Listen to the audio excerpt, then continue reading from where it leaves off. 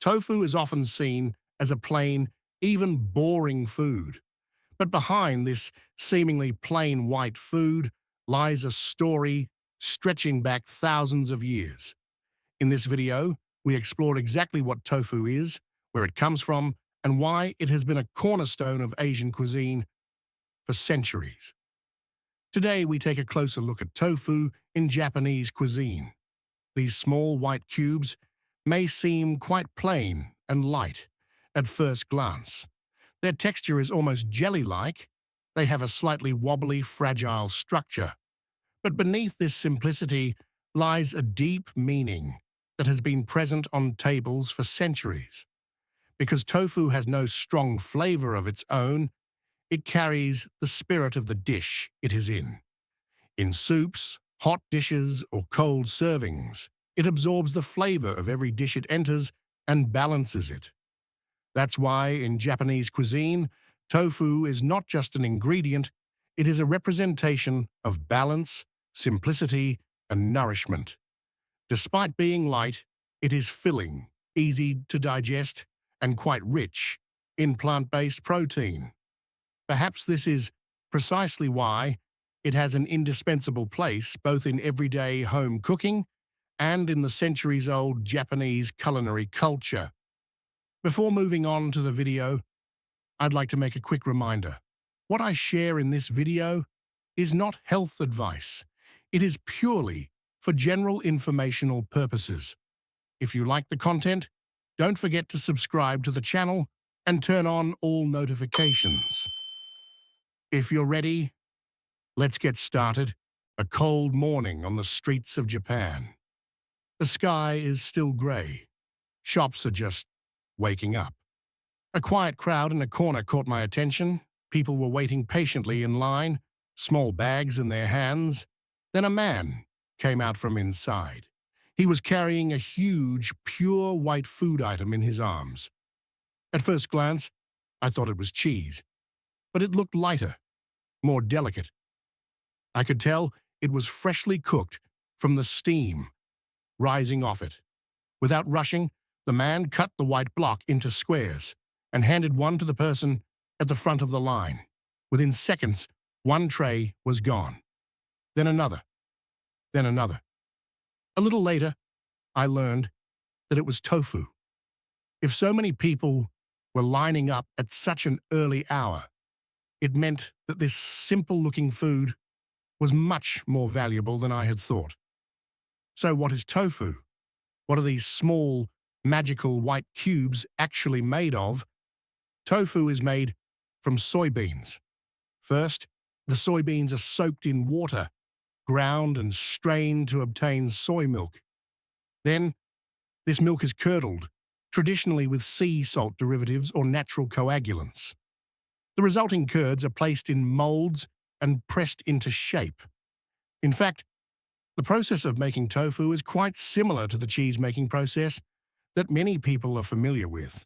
While animal milk is curdled to make cheese, soy milk, a plant-based milk, is curdled to make tofu. In both methods, a liquid milk is solidified using a natural coagulant, then placed in molds and pressed into shape. The production of tofu is very similar to that of ricotta cheese. Soy milk is heated, then a natural coagulant is added. The resulting curd is drained just like ricotta. It is then placed in molds and pressed to remove excess water. The texture of tofu varies depending on the amount of pressure applied. If pressed lightly, it is soft and silky. If pressed more, it becomes firmer and sliceable. That's why, despite its simple appearance, tofu can be used in so many different ways in the kitchen. However, there is one important difference. While most cheeses are fermented, tofu is not. This makes tofu a lighter, simpler, and more neutral food. Perhaps this is why tofu is referred to as vegetable cheese in Japanese cuisine and has maintained its place on tables for centuries. The end result is a simple, light, yet highly nutritious food. With its high plant-based protein, calcium and iron content, it has held an important place in Japanese cuisine for centuries. Perhaps this is where tofu's magic lies, creating such a versatile and balanced food with very few ingredients, soft and firm. Tofu varieties. Tofu has different textures depending on how much it is pressed. This makes it a very versatile food in the kitchen. Soft, silken tofu. It has a very delicate and silky texture. It crumbles easily and almost melts in your mouth. It is most commonly used in miso soup, cold dishes, or in sauces and desserts. Medium firm tofu. It holds its shape, but is still soft. It can be lightly fried in a pan or added to soups. It is one of the most commonly preferred types for everyday home cooking. Extra firm tofu. It is pressed more with a lower water content. It can be sliced and does not crumble. It is ideal for grilling, stir-frying, frying, and main dishes. In short, the firmer the texture of the tofu, the more resilient it is in the dish. This variety makes tofu indispensable in Japanese cuisine. The story of tofu dates back thousands of years to China. According to legend, soy milk curdled when it accidentally came into contact with natural minerals, and thus the first tofu was created. At that time, this simple food was quickly embraced due to its accessibility and nutritional value. Over time, tofu reached Japan through trade routes and cultural interactions. In Japanese cuisine, it took on a completely different identity. Less spice, less processing. It began to be used simply and seasonally, with an understanding that respects the nature of the ingredient. Tofu is often unassuming on Japanese tables, but that is precisely why it is valuable. In a bowl of miso soup, in hiyayakko, served on a cool summer morning, or in a light home-cooked meal, it quietly balances the dish. This white food, born in China, has become a symbol of simplicity and harmony in Japan.